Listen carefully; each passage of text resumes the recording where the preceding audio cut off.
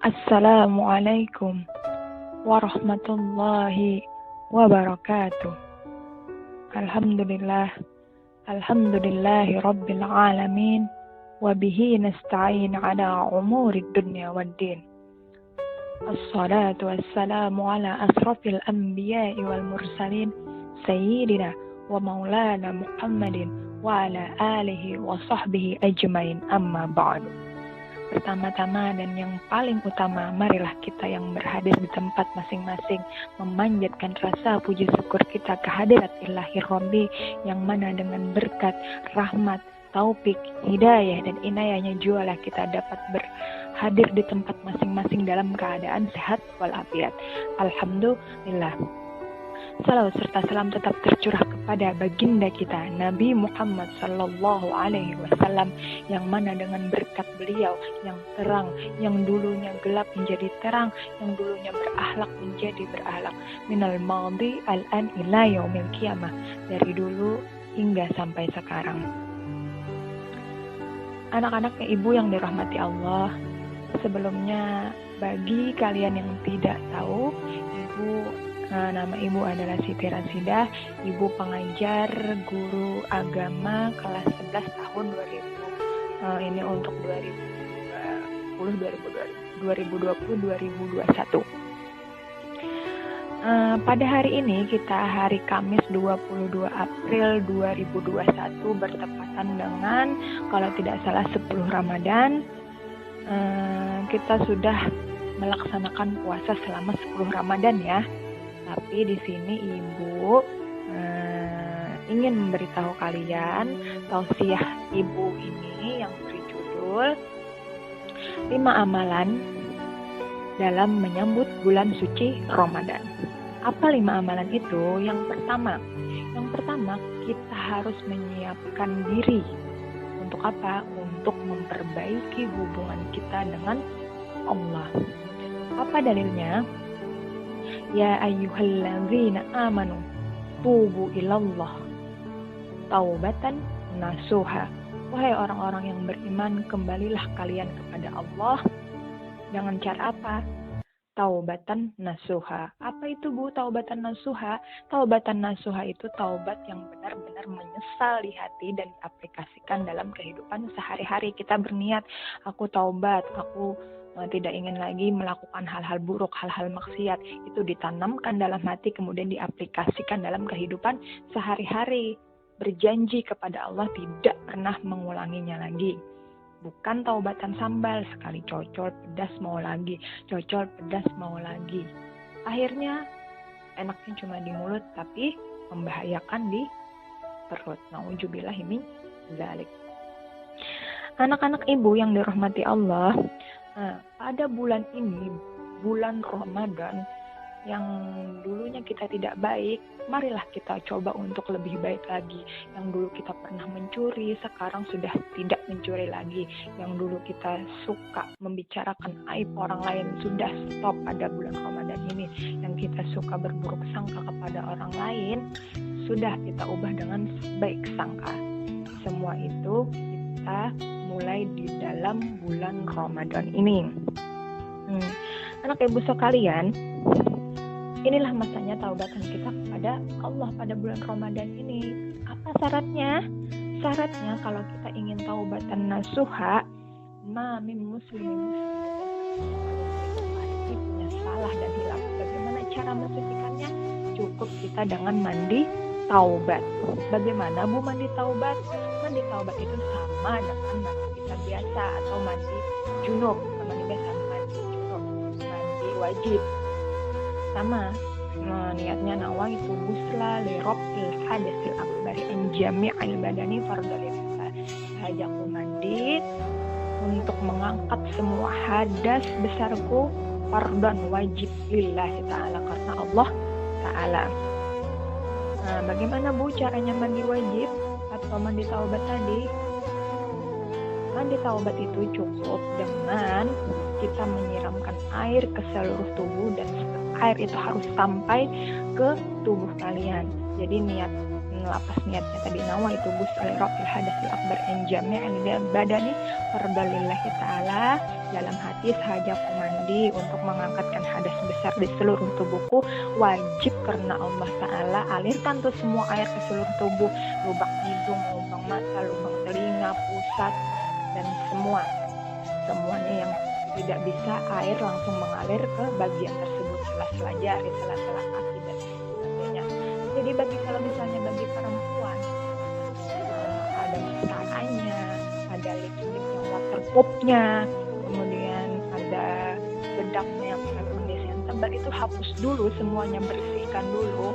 Bulu mata tadi yang tanam bulu mata atau yang pakai extension itu, yang bulu mata pas itu harus dilepas, karena dikhawatirkan ketika kita berwudu ataupun mandi itu air tidak mengalir ke tempat itu, maka otomatis mandi tidak sah, otomatis sholat puasa pun tidak akan sah.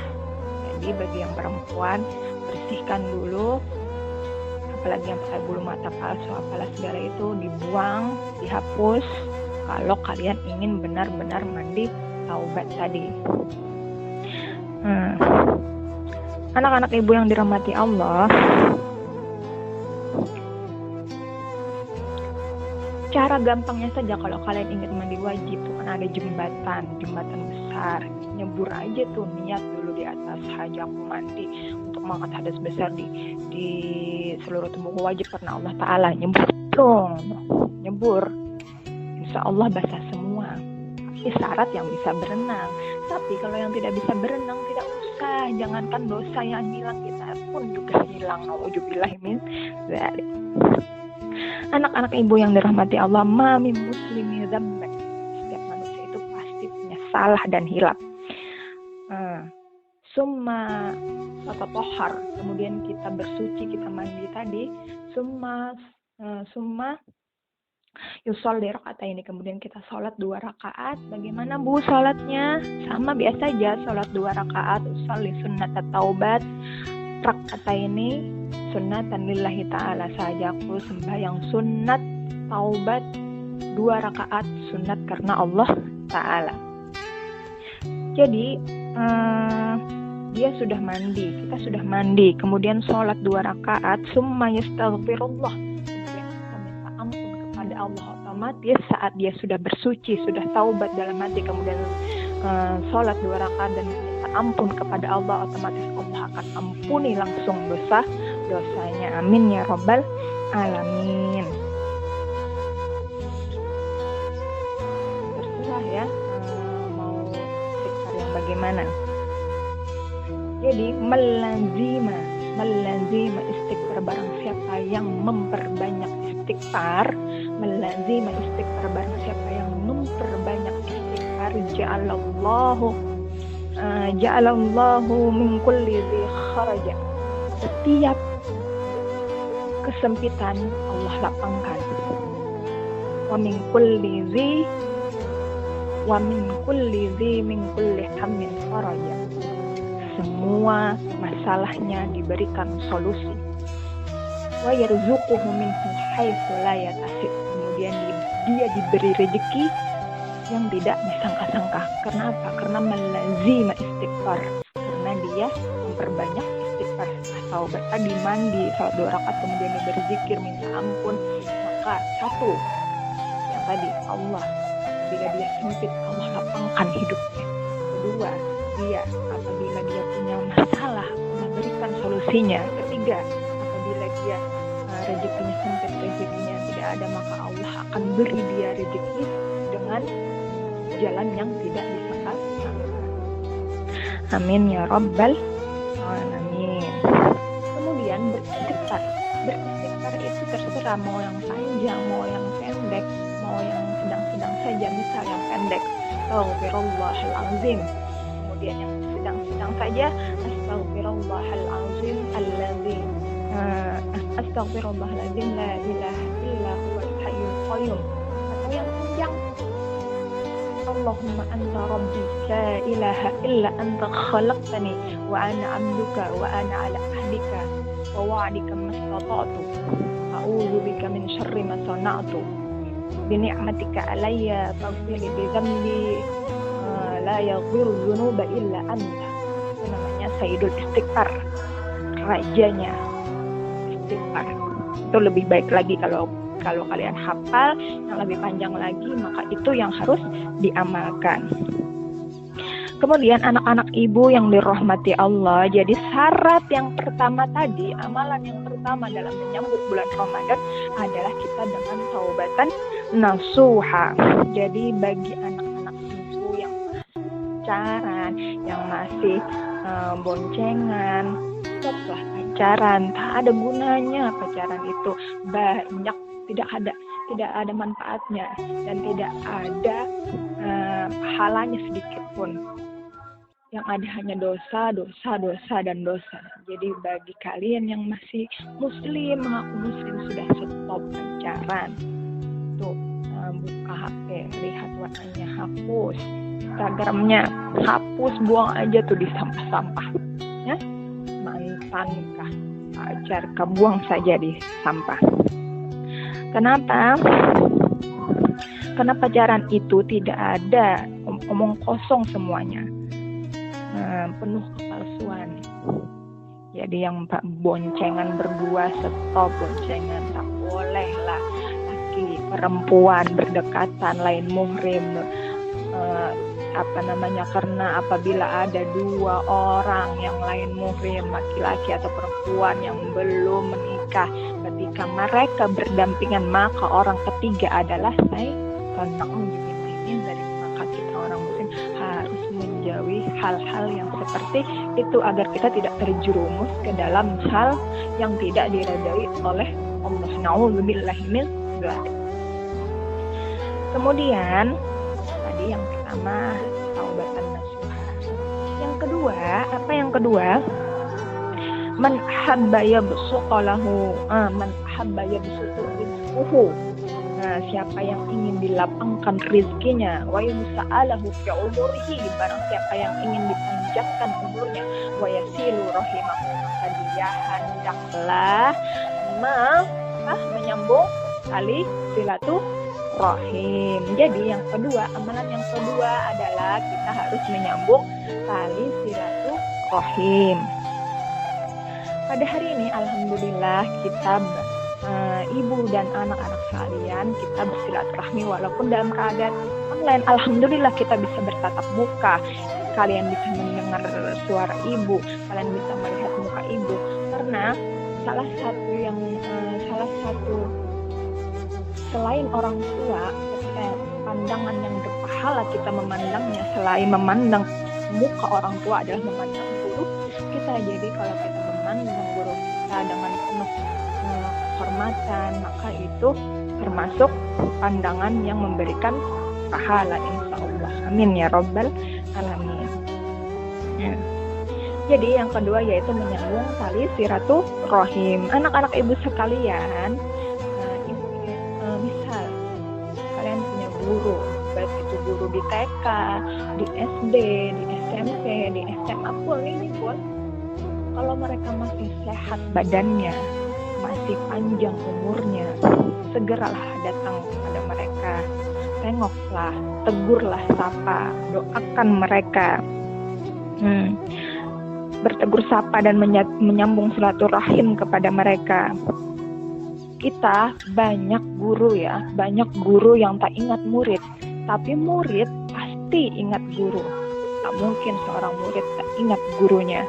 Tapi guru banyak tak ingat murid karena banyak muridnya. Tapi seorang murid pasti ingat kepada gurunya. Ibu selalu ingat dengan guru ibu. Begitu juga mungkin kalian pasti insya Allah ingat kepada ibu. Makanya kenapa ibu suka menjadi seorang guru?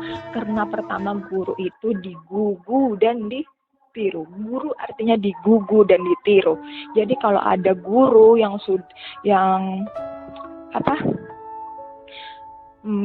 sudah minum tangan kiri, berdirilah pula.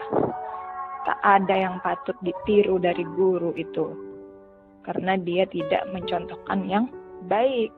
Harusnya apa? Iza akala ahadukum ta'kul biyamini, apabila dia makanlah dengan tangan kanan. Wa idza syaraba ahadukum falyasrib biyamini, apabila dia minumlah dengan tangan kanan. Kenapa? Karena inna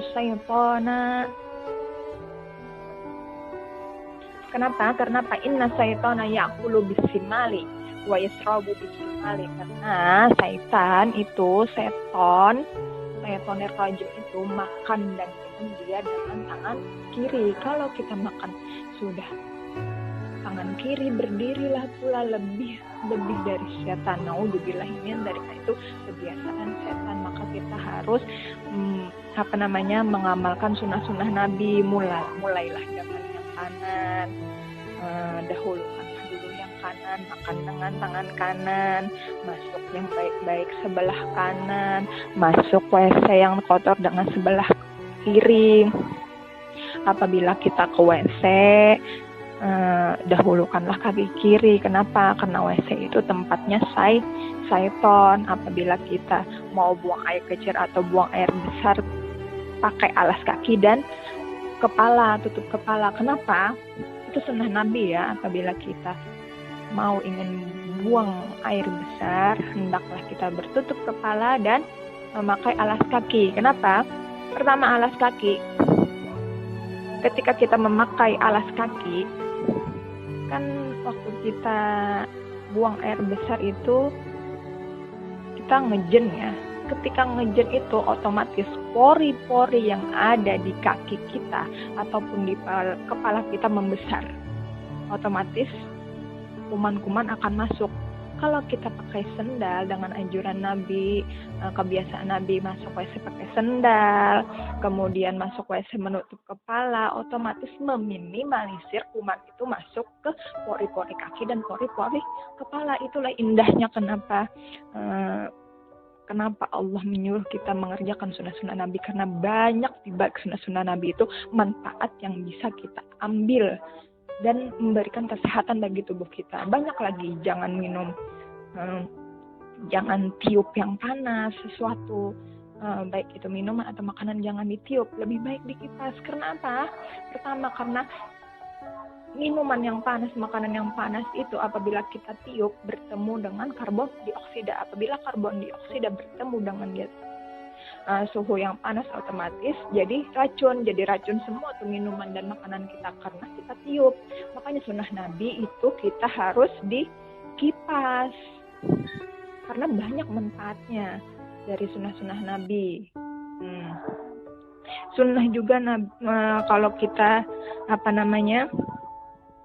kalau kita kencing atau berak itu jongkok daripada berdiri. Karena kalau kita jongkok itu otomatis kotoran itu habis daripada kita berdiri. Kalau kita kencing berdiri itu akan menyisakan masih kotoran, belum bersih sepenuhnya. Kenapa itu penting kita memakai WC yang jongkok, yang alami itu. Dan itu termasuk sunnah Nabi ya. Banyak lagi sunnah-sunnah Nabi. Jadi intinya sunnah Nabi ataupun yang ada dalam Al-Quran itu tidak mungkin bertentangan dengan sains. Kalaupun bertentangan antara agama dengan sains, otomatis bisa sainsnya yang salah eksperimen, ya kan? Atau Al-Quran yang salah karena ada orang yang salah menerjemahkan. Sebetulnya agama dan sains itu sama-sama berkaitan. Sama-sama tidak ada yang menyalahi. Kalaupun salah, berarti ada yang salah meneliti dan ada yang salah menerjemahkan. Kemudian tentang guru tadi, guru itu kan tidak ada pensiunnya. Selagi mereka mengajar, selagi mereka punya murid dan murid itu mengamalkan, walaupun guru itu nanti meninggal, maka pahalanya akan terus mengalir, ya kan? Makanya lah itu kita harus menghormati seorang guru. amal mereka tidak akan putus karena setiap huruf yang mereka ajarkan kepada kalian, pahalanya akan terus mengalir. Anak-anak ibu yang dirahmati Allah, oleh karena itu, janganlah kalian melawan guru. Zaman sekarang zamannya gila, zaman sudah edan, kata orang Jawa, zaman edan. Ada murid memukul guru, ada murid menikam guru, ada murid membunuh sampai membunuh guru, ada juga murid yang pulang ke rumah melapor orang tuanya murid dan orang tuanya pun mengeroyok. Ya kan? Banyak itu kejadian. Kemudian mau jadi apa ini bangsa kita kalau kita tidak menghormati guru? Bagaimana bangsa kita kalau kita tidak menghormati guru? Maka kan bangsa yang hebat itu bangsa yang menghormati gurunya. Jadi anak-anak ibu yang dirahmati Allah, lan tarji'a ayyamul lati marrah. Masa lalu tidak akan terulang. Menangis kalian, menangis menetes darah, meminta maaf kepada guru yang sudah meninggal. Jadi selama hayat masih dikandung badan, selama masih sehat beliau, selama panjang umurnya, datanglah ke rumahnya bertegur sapa. Kalau kalian tidak bisa memberikan apapun, tidak bisa memberikan materi, cukuplah dengan doa. Ya kan? Cukup dengan doa, berikan mereka doa. Guru-guru kalian adalah orang yang berbuat budi baik, orang yang mengajarkan kalian ilmu, orang yang memberikan kalian ilmu yang kalian tidak bisa A, tahu A, yang tidak tahu alif, tahu alif, yang tidak bisa matematika, tahu matematika, yang tidak bisa berbahasa Inggris, bisa berbahasa Inggris, yang tidak bisa berbahasa Arab, bisa berbahasa Arab. Karena apa? Karena jasa guru. Guru adalah orang yang berbuat baik kepada kalian. Kalau tidak bisa memberikan sesuatu kepada guru, doakanlah guru. Rabbana ighfir lana dzunubana wa limasyaikhina waliman ahsana ilaina. Ya Allah, ya Tuhanku, ampunilah dosa kami, dosa guru-guru kami, dan dosa orang yang telah berbuat baik kepada kami. Pisang emas dibawa berlayar, pisang raja di dalam peti. Hutang emas bisa dibayar, tapi hutang budi dibawa mati. Amin ya Rabbal Alamin. Oleh sebab itu, anak ibu sekalian, ketika kalau kalian sekolah itu tidak paham, Bu Ulun kada paham, Bu Ulun sudah berusaha tapi kada hafal, tidak apa-apa, tidak masalah. Tidak apa-apa kalian tidak pintar, tapi jangan sampai kalian tidak beradab. Kenapa? Karena adab itu di atas ilmu. Banyak orang yang berilmu, tapi minim orang yang beradab. Kalau kalian berpintar-pintar, iblis pun lebih pintar daripada kalian. Tapi apa iblis bedanya dengan kita? Kita punya adab, iblis tidak. Kalau ingin berpintar-pintaran, iblis lebih pintar daripada manusia, daripada malaikat. Tapi apa minimnya? Iblis tidak beradab. Ketika Allah memerintahkan untuk tunduk kepada Nabi Adam, dia enggan, malah sombong. Buat apa ya Allah aku tunduk kepada Adam? Adam kan cuma dari tanah, manusia kan cuma hanya dari tanah. Sedangkan aku sombong, keakuan, aku dari api, aku lebih hebat daripada tanah. Karena kesombongan tadi, karena kepintaran, karena jabatan, merasa diri sombong, sehingga susah untuk merendah. Maka itu kita belajarlah dari ilmu padi. Semakin dia berisi, semakin dia merunduk. Semakin kita berilmu, semakin kita tunduk. Kalau kita diam di depan orang bodoh, kalau kita diam bodoh, kita terlihat bijaksana. Tapi kalau kita juga diam di depan orang yang berilmu, kita akan dapat ilmunya. Jadi kita tidak usah banyaklah berkacakap macam ini, macam itu, ini, itu. Diam saja, dengarkan. Karena diam itu lebih bijaksana daripada berbicara. Kalian lebih baik diam kalau tidak bisa mengatakan yang baik-baik. Nah, jadi kalau kalian tadi tidak bisa paham, tidak apa-apa. Yang penting kita tetap hormat kepada guru, tetap tunduk kepada guru, tetap membawah di bawah guru. Kenapa? Karena hidup ini yang kita cari adalah berkah. Berkah itulah yang membawa kita ke bahagiaan dunia akhirat. Insya Allah, kalaupun kalian tidak pintar matematika, tidak pintar bahasa Inggris, tidak paham ina itu, tidak apa-apa. Yang penting kalian harus hormat kepada gurunya. Insya Allah dengan hormat itu membawa kalian sukses dunia akhirat. Amin ya Rabbal Alamin.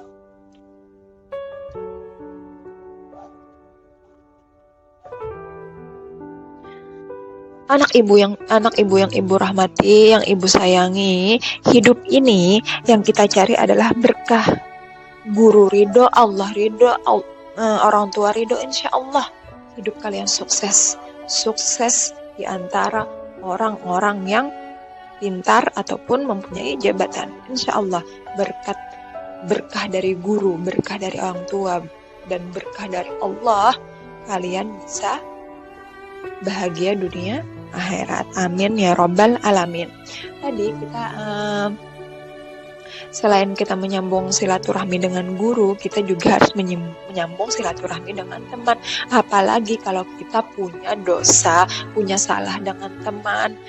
Misal kalian punya uang 30 juta, kalian pergi tuh ke Mekah, minta ampun di depan Mekah, merengek-rengek, menangis di pintu Ka'bah, menangis merengek sambil berdoa, mengucap labbaik Allahumma labbaik, labbaik la syarika laka labbaik, innal hamda wa ni'mata laka wal mulk la syarika lah. Bisakah Ka'bah memintakan ampun? Bisakah di situ Allah memberikan ampunan kepada dosa kalian terhadap teman kalian? Tidak bisa. Kalian tidak bisa meminta ampun atas dosa yang kalian lakukan terhadap teman kalian. Kalian harus apa? Mami muslimaini, ketika dua orang muslim yatakiyani, mereka bertemu, yatasabhani, kemudian mereka berjabat tangan, kemudian ila ghafirallahumma, maka keduanya tadi langsung diampuni oleh Allah. Malamnya taperrok sebelum mereka berpisah. Jadi kalau kalian punya salah terhadap teman kalian, punya dosa terhadap teman kalian, datangi dia, minta maaf, jabat tangan. Ketika jabat tangan itu bertemu, kalian sama-sama ridho, sama-sama minta halal, minta ridho. Di situ Allah ampuni dosa-dosa kalian sebelum kalian berpisah. Amin, amin ya Rabbal Alamin.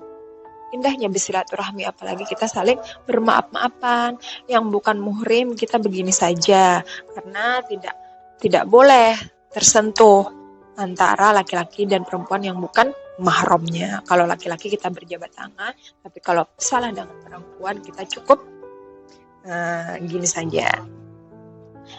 Anak ibu yang dirahmati Allah, ketika kalian tadi sudah berjabat tangan,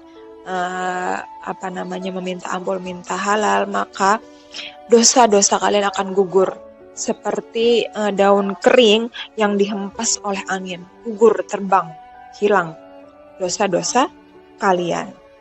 Insya Allah setelah kalian bersalam-salaman, berjabat tangan, Allah akan ampuni, akan diangkat derajat kalian, dan semua dosa-dosa yang telah kalian perbuat dengan teman kalian itu Allah akan ampuni. Jadi sebelum Allah mengampuni, kalian harus mencari dulu orang yang pernah kalian sakiti dengan lidah kalian, orang yang pernah kalian sakiti dengan tangan kalian, minta ampun, minta halal, minta ridho dengan cara bersilaturahim tadi. Anak-anak, amalan yang pertama tadi kan taubatan nasuha. Kemudian yang kedua menyambung tali silaturahmi. Yang ketiga apa? Yang ketiga yaitu pelajari ilmu Ramadan. Jadi sebelum memasuki bulan Ramadan kita harus berilmu. Fa'lam annahu la ilaha illallah. Baca pertamanya, fa'lam, berilmu dulu sebelum kalian mengetahui la ilaha illallah, tiada Tuhan selain Allah. Apa ilmunya? Ilmunya wujud. kidam, baqo, muhalafatul lil hawadisi, qiyamuhu ta'ala binafsihi, wahdaniyat, qudrat, iradat, ilmu, ayat, sama, basar, qadirun, muridun, alimun, sami'un, basirun, mutakallimun. Itu apa semuanya? Itu semuanya yang dinamakan sifat 20. Wujud. Wujud artinya ada, mustahil tiada. Apa dalilnya? Wujud artinya ada, Allah itu ada, mustahil tiada. Apa dalilnya? Khalaqas samawati wal ardh. Adanya langit dan bumi. Ibu, apa sih buktinya Allah itu ada? Lihatlah langit, lihatlah bumi. Mereka tidak bertiang. Bagaimana? Siapa yang menciptakan? Mampukah manusia? Lihat lalat yang bisa terbang, nyamuk yang bisa terbang, burung merpati yang begitu indah terbang. Siapa yang menciptakan? Di situ kita sadar bahwa itu ada Allah, bukan manusia menciptakan, tapi Allah Subhanahu wa Ta'ala. Kidam artinya terdahulu, mustahil Allah terakhir, karena sebelum langit ada, sebelum bumi ada, Allah lah yang dahulu. Baqo artinya kekal, mustahil fana, hancur. Ketika sudah kiamat datang, malaikat Israfil meniup sangkakala, semua hancur kecuali Allah, karena Allah bersifat kekal. Nah, itu tadi ilmu-ilmu yang kita pelajari sebelum kita mengetahui bahwa tiada Tuhan selain Allah, ilmu tentang ketuhanan, ketauhidan. Begitu juga dengan Ramadan, kita harus tahu dulu dengan ilmu-ilmu Ramadan. Dengan cara apa, Ibu? Gampang, 10 hari ke depan kan kalian mendengarkan tausiah guru-guru agama. Dengarkanlah dengan khusyuk, dengarkanlah dengan sesama, bawa hati kalian, bawa niat kalian ingin mendengarkan guru-guru kalian, mendapatkan ilmu. Ambil pelajaran yang bisa dipelajari, amalkan apa yang bisa diamalkan. Insya Allah itu menjadikan ilmu kita, karena ilmu itu terus menerus sampai kita meninggal. Kemudian selain mendengarkan guru-guru, kalian kan sekarang zaman canggih, ambil HP, cek Play Store, buka itu 30 Ramadan yang ditulis oleh Ustadz Somad. Lihat itu, banyak di situ tentang ilmu-ilmu Ramadan. Habis kalian buka itu, download, bawa tuh cetak, baca 30 fatwa dalam menyambut bulan suci Ramadan. Ada yang bertanya dengan ibu, habis tarawih saya witir, kemudian pulang ke rumah saya tahajud, bolehkah ibu? Boleh sayang, boleh. Kalian setelah witir terus pulang ke rumah mau tahajud, boleh. Boleh. Terus Bu, bolehkah habis tahajud witir lagi? Habis kalian tahajud tidak usah witir. Apa dalilnya? La witrani fil lail. Tidak ada 2 witir dalam satu malam. Jadi di dalam satu malam itu cukup 1 kali sembahyang witir. Kemudian Bu, ada lagi Bu, bagusnya sholat tarawih itu yang 23 atau 11? Yang 11 atau 23? Mau yang 23 boleh, mau yang 11 boleh. Katanya yang 23 Bu, tidak sah tarawih kalau nggak 23. Terus yang 11, kalau kita tarawih lebih dari 11 bid'ah dolalah, masuk neraka. Berkelahi lah tuh 23 dengan 11. Tertawa. Siapa yang tertawa? Yang tidak sembahyang, yang tidak tarawih tertawa melihat yang 23 berkelahi dengan 11. Anak-anak ibu sekalian, mau yang 23, mau yang 11, itu terserah. Yang penting kita sholat tarawih, niat untuk mencari pahala di bulan Ramadan, karena sholat tarawih hanya ada di bulan Ramadan. Sayang sekali kalau kalian tidak sholat tarawih. Kemudian anak-anak ibu yang dirahmati Allah, tadi kan kalian sudah misalnya download di Play Store 30 fatwa tentang Abdus Somad. Di situ kan kalau kalian tidak tahu terjemahnya, itu situ banyak sudah diterjemahkan oleh fatwa Syekh Sopar, fatwa Syekh Qardawi, fatwa Mufti Mesir, Ali Jum'ah, Ikatan Ulama Dunia. Di situ banyak terjemahnya, baca. Kalau kalian tidak bisa bahasa Arab, sudah ada di situ terjemahnya. Kalau tidak bisa mendownload, minta downloadkan. Kalau tidak bisa memprint, minta printkan. Nggak ada uangnya Bu, udah. Kalau sudah nggak ada uangnya tuh habis, sudah bisa. Anak-anak ibu yang dirahmati Allah, banyak cara untuk mencari ilmu pengetahuan.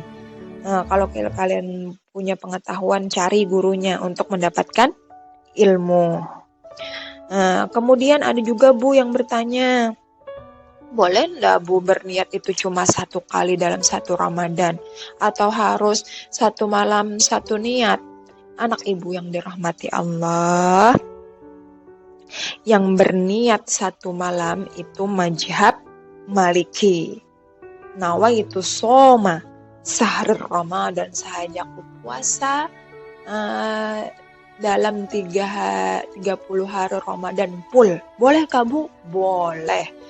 Atau mau yang nawaitu soma godin an ada ifar di sahri Ramadan hadhihi sanati lillahi ta'ala, sahaja aku puasa esok hari di bulan Ramadan wajib karena Allah Ta'ala. Itu boleh juga menurut Imam Syafi'i, Imam Hambali, Imam Hanafi. Nah, kalau yang satu kali niat untuk 30 Ramadan itu Imam Hambali. Kalau Imam Syafi'i, Hanafi, tadi mazhab Maliki lah. Mazhab Maliki yang cuma 1 kali berniat untuk 30 Ramadan. Mazhab Hanafi, Hambali, dan Syafi'i itu khusus mereka 1 kali dalam 1 hari Ramadan. Jadi boleh aja, terserah kalian mau niat yang mana. Yang penting kalian berniat untuk mendapatkan ridho Allah Subhanahu wa Ta'ala.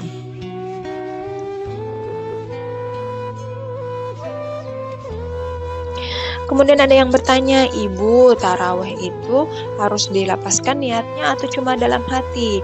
Mau dilapaskan boleh, mau cuma diniatkan dalam hati boleh. Usolli sunat tarawih, ini lapas niat ya, usolli sunat tarawih rakaataini makmuman atau imaman lillahi ta'ala, sahajaku dalam hati, sahajaku sholat sunat tarawih 2 rakaat jadi imam ataupun jadi makmum karena Allah Ta'ala. Boleh sholat tarawih mengucapkan lapas niatnya, kemudian niatnya, boleh juga niatnya. Kalau niatnya aja boleh, kalau mau dengan lapasnya boleh. Takut Bu, misalnya was-was, kalau nggak pakai lapas was-was, ini aku sholat sunat tarawihnya 2 rakaat atau 1 rakaat, aku sholat sunat tarawihnya ini jadi imam atau jadi makmum, boleh kalian pakai lapas kalau merasa was-was tadi. Kemudian Ibu ada yang bertanya, di sela-sela tarawih itu kan ada ada zikir, subhana malikul ma'bud, subhana malikul mawjud, boleh lah berzikir di sela-sela tarawih itu boleh. Apa dalilnya? Waktu dulu orang-orang Mekah ketika sholat 2 rakaat, ketika selesai sholat 2 rakaat mereka mengelilingi Ka'bah sambil berzikir. Nah, itu dalil boleh kita setelah selesai sholat sunnah kita berzikir, boleh.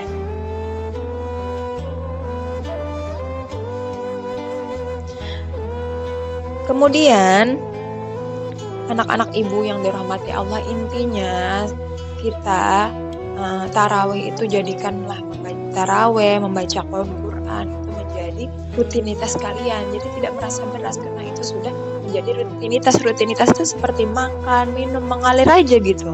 Makan, minum, lapar. Kalau makan lapar, kalau minum haus, itu namanya rutinitas. Nah, tarawih, bacakan Quran itu jadikanlah rutinitas. Kalau kita tidak makan kan lapar, gitu juga kalau kita tidak baca Quran rasa janggal gitu, kalau kita tidak tarawih rasa janggal gitu. Jangan jadikanlah kewajiban, tapi amalan-amalan di dalam bulan Ramadan itu jadikan rutinitas. Nah, tadi amalan yang pertama sudah taubatan nasuha, yang kedua menyambung silaturahim, dan yang ketiga pelajari ilmu lama, dan yang keempat apa? Yang keempat yaitu Al-Quran. Kenapa Al-Quran? Karena sahrul Ramadana unzila fihil Quran. Di dalam bulan Ramadan itu diturunkannya Al-Quran. Di dalam bulan suci Ramadan diturunkannya Al-Quran. Bulan Ramadan adalah bulannya Al-Quran. Quran, maka siapkanlah Al-Quran. Bagaimana ibu menyiapkan Al-Quran? Gampang sayang, tinggal beli aja. Gampang Pintar, tinggal beli aja Al-Quran. Ibu, saya nggak tahu terjemahnya. Ada, sekarang Al-Quran ada terjemahnya. Ibu, saya tidak tahu tajwidnya. Ada tajwidnya. Lihat, di situ kan Quran tuh ada warna-warni. Misal, qalqalah merah, idgham hijau, ijhar putih, ikhfa pink. Di situ ada. Semua ada fasilitas untuk kalian mahir dalam membaca Al-Quran. Al-mahiru bil Quran ma'as safaratil kiramil bararah. Barang siapa anak yang mahir membaca Al-Quran, maka dia ketika meninggal dibangkitkan dengan dikelilingi oleh malaikat. Mudah-mudahan anak ibu semuanya mahir dalam membaca Al-Quran. Ketika anak ibu mahir membaca Al-Quran, ketika kalian meninggal, kalian bangun dari sadar dari bahwa kalian sudah meninggal, dilihat sebelah kanan ada malaikat, dilihat sebelah kiri ada malaikat, dilihat ke atas ada malaikat, dilihat ke bawah ada malaikat, dilihat ke samping ada malaikat. Semua mengelilingi kalian, malaikat mengelilingi kalian. Tengok ke bawah, tengok ke atas ada malaikat. Kenapa di sekeliling kalian malaikat? Karena engkau, wahai anakku, mahir dalam membaca Al-Quran. Ibu, bagaimana ibu yang kami tidak mahir, yang terbata-bata membaca Al-Quran? Jangan khawatir. La aqulu alif lam mim harfan. Aku tidak mengatakan alif lam mim itu satu huruf, tapi alif lam mim itu ada berapa huruf? Ada 3 huruf. Ada alif, ada lam, ada mim. Setiap satu huruf Allah ganjar 10 kebaikan. Jadi alif lam mim itu ada 30 kebaikan. Ya kan? Kemudian ada yang bertanya, guru, saya tidak, kata orang kalaunya kita baca Quran tidak tahu artinya, tidak dapat pahalanya. Kata siapa? Ibu bacakan dalilnya. Wa idza quri'al Qur'anu fastami'u lahu tuqsituna annakum turhamun. Wa idza quri'al Qur'an, apabila dibacakan Quran, fastami'u, dengarkan, wa ansitu, diam, la'allakum turhamun, maka kalian akan mendapat rahmat. Jangankan orang yang membaca, yang mendengarkan pun dapat pahala, yang diam pun dapat pahala, apalagi kita yang membaca. Oh, jadi kayak gitu, ulun membaca, ulun diam aja Bu Ai. Diam itu pintar tingkatan paling bawah.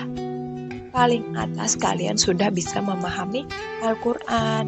Jangan hanya ingin di bawah saja anteng. Kalian harus belajar lagi untuk bisa mahir dalam membaca Al-Quran. Kemudian setelah kita mahir dalam membaca Al-Quran, tingkatkanlah lagi untuk menghafal Al-Quran. Kenapa pintar? Kenapa kita disuruh untuk menghafal Al-Quran?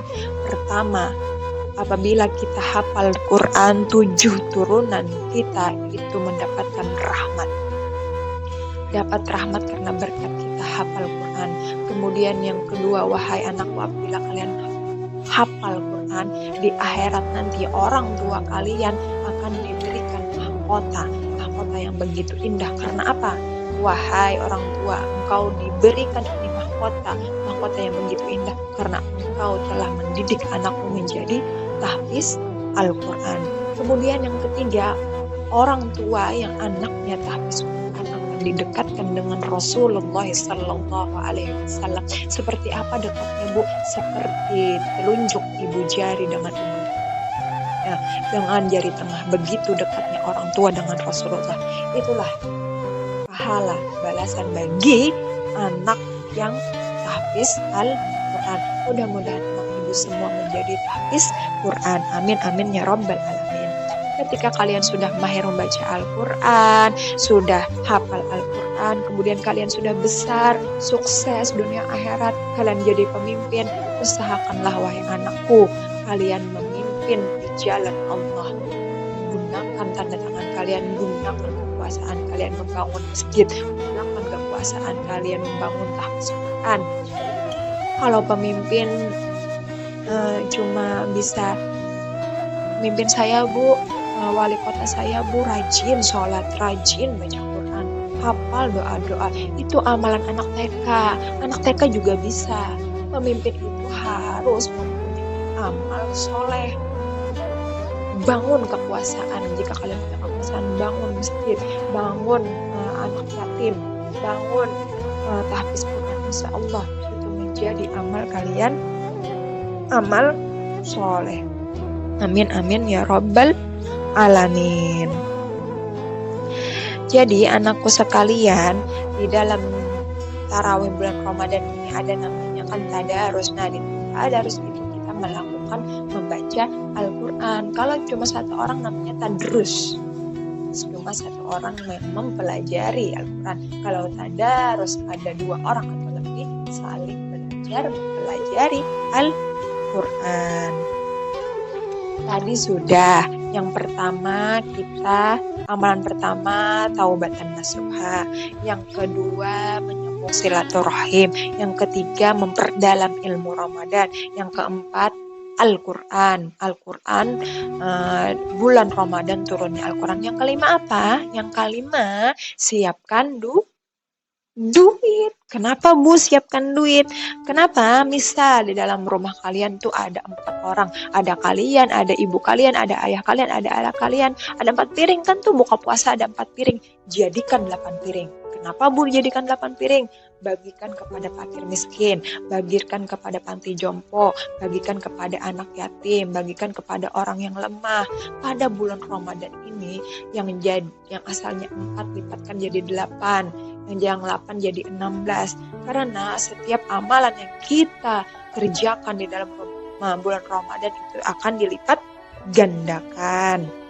Nah biasanya kita cuma sedekah 1.000, jadikanlah 2.000. Yang biasanya jadi 2.000 jadikanlah 5.000. Insya Allah setiap amal soleh yang kita kerjakan itu mendapatkan pahala lipat ganda. Amin ya rabbal alamin.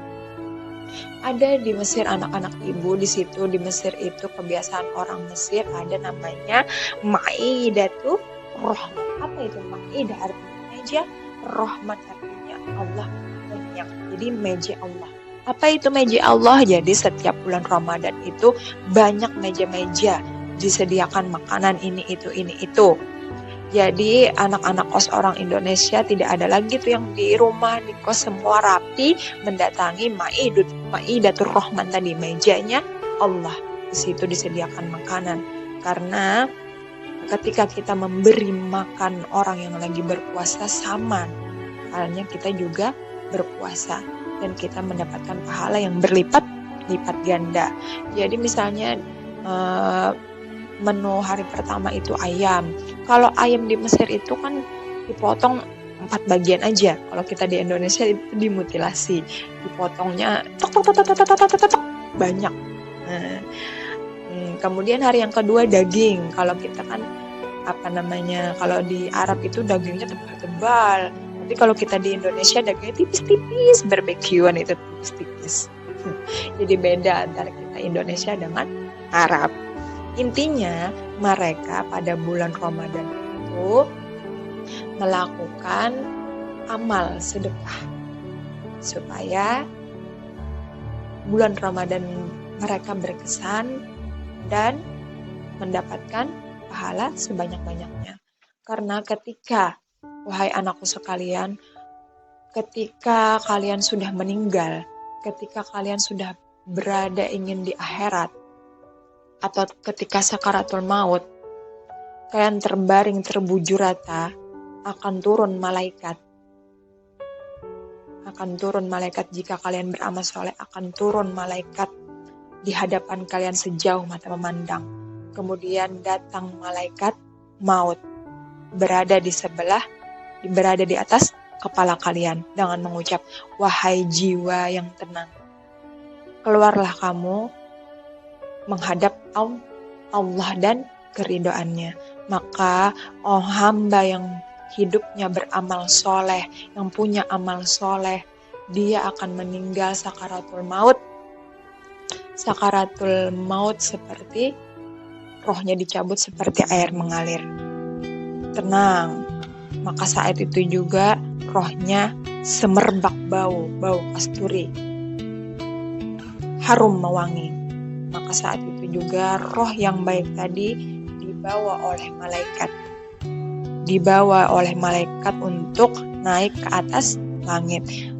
Sebelum ke atas langit, banyak malaikat-malaikat melihat, siapa yang engkau bawa ini? Siapa ini? Harum sekali jasadnya, harum sekali rohnya. Ini adalah Fulan si Fulan. Fulan si Fulan itu adalah nama yang terbaik yang ketika diberikan orang tua kepada kita. Makanya kalau kita punya anak, berilah nama dengan nama yang kewajiban orang tua memberi nama yang baik, karena itu dibawa sampai akhirat. Setiap itu ditanya, siapa ini? Harum sekali baunya, harum sekali badannya. Fulan si Fulan, kata malaikat. Sampai langit, dibukakan langit ke-1, langit ke-2, langit ke-3, langit ke-7, sampai langit yang bersemayam Allah di sana. Dihantarkan roh tadi kepada Allah. Wahai malaikat, tulislah amalan hambaku di Illiyin. Di Illiyin ada di langit itu ada Illiyin dan Sijin. Illiyin untuk catatan amal baik, buku amal baik, dan Sijin itu untuk buku amal jihad. Karena orang yang beramal soleh tadi amalnya baik, maka kata Allah, letakkanlah amalnya di Illiyin. Kemudian wahai malaikat, kembalikan hambaku ini ke dalam tanah, karena mereka berasal dari tanah, maka kembalikanlah pula di tanah, dan aku akan nanti mengeluarkannya dari tanah. Setelah itu dikembalikanlah jasad yang baik tadi, jasad yang beramal soleh tadi ke dalam kubur, dan di situ didudukkan oleh malaikat. Malaikat siapa? Malaikat Munkar dan Nakir. Di situ ditanya, "Marabbuka?" Siapa Tuhan? Allahu Rabbi, kata mukmin yang beramal saleh tadi. "Man nabiyuka?" Siapa nabimu? Muhammad sallallahu alaihi wasallam. Kemudian, "Madinuka?" Apa agamamu? Al-Islam, Islam. Kemudian malaikat menghamparkan benda. Apa ini? Ini adalah kitab yang selama ini percaya dan kuimani. Kemudian terdengar suara dari langit, "Wahai malaikat, hambaku ini benar, bukakanlah dia surga." Maka saat itu juga setelah semua pertanyaan munkar dijawab, dibukakan